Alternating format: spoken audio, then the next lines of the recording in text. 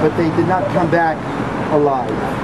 We stand here and I see Rabbi George Finkelstein, who's the executive director, former principal of MTA, and now the executive director of the great synagogue in Yerushalayim. Welcome. You know, we stand here for Gilad, very much so.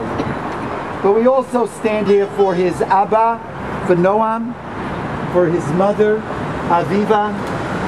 It's difficult for Gilad, but in many ways, who can measure whether it is more or less difficult for his Abba and for his Ima.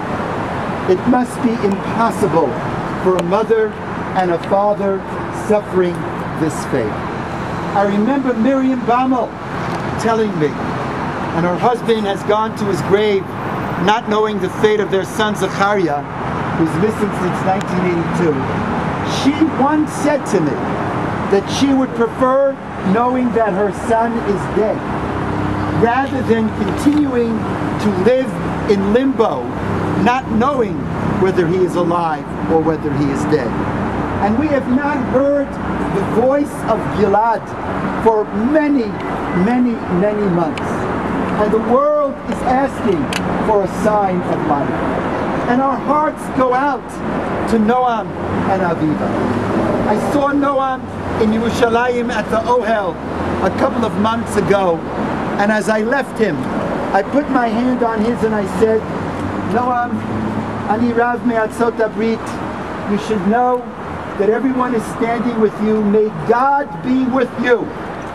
And I'll never forget what he said. He said, I don't mean it in any negative way, but he said, I need much more than God.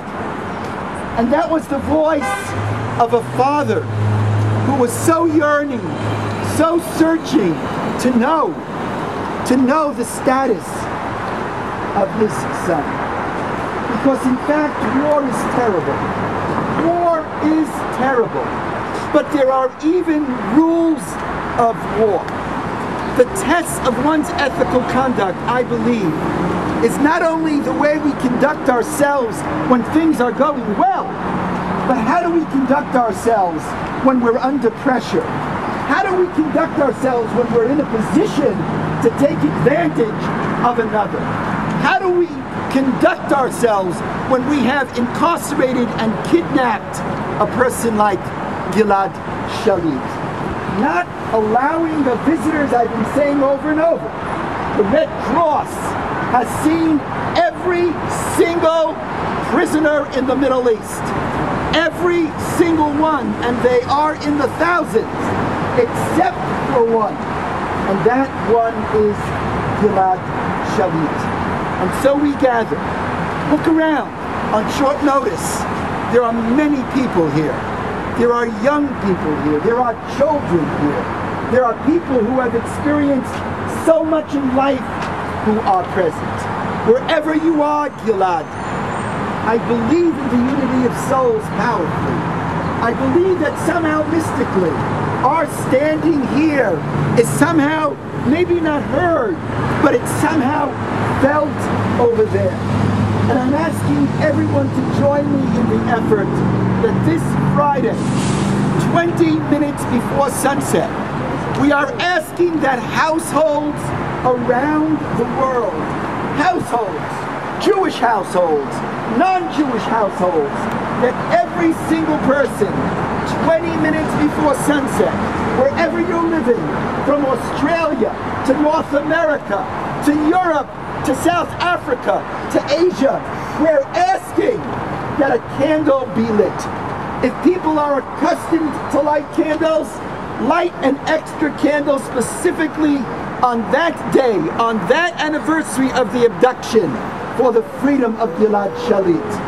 We're asking that the heads of the 5 boroughs of New York City, we're asking that the mayor of New York, that the governor of New York, we're asking that the Senate and the House, we're asking, yes, that the President of the United States and his wife pause for a moment and let the world know that just as there is a Chanukiah in the White House, so too there will be another light in the White House this Friday, on that anniversary, we have seen in our experience that when one raises a voice of protest, even tyrants bend. Such is the way of the world. If in fact we could create a crescendo of light that emerges to push away darkness with all my heart and soul, I believe, Ani Mamin, that it will make a difference. Whatever you can, please help us in spreading this word on your Facebook pages, on your Twitter pages, however you can, and ask your friends in turn to do the same. And so to Gilad, we declare, you are not alone. We cannot comprehend, we cannot envision, we can never understand what you are going through. אבל אתה לא יושב לבד. We are standing with you. We in the whole world, the Jewish world, the larger world, stands with you. Your pain is our pain. Your suffering is our suffering. And only when you will be free will we experience freedom in its totality. To Aviva and to Noam, our hearts go out to you. I know that we can share and we can share no words of adequate comfort. There are no words that can somehow comfort you. I do not have the words. Ani lo mevin et hasignon, I don't have the language, but we have the heart. Each of us have the heart to say, Noam and Aviva, we stand with you. We pray with you. We pray for you, and we love you, and we look forward to the day.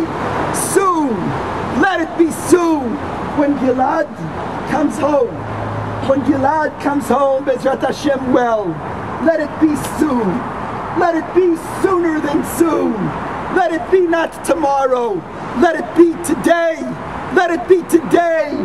Hayom, free Gilad now. Free Gilad now! Free Gilad now! Free Gilad now! Free Gilad now! Free Gilad now! Free Gilad now! Free Gilad now! Hatikva.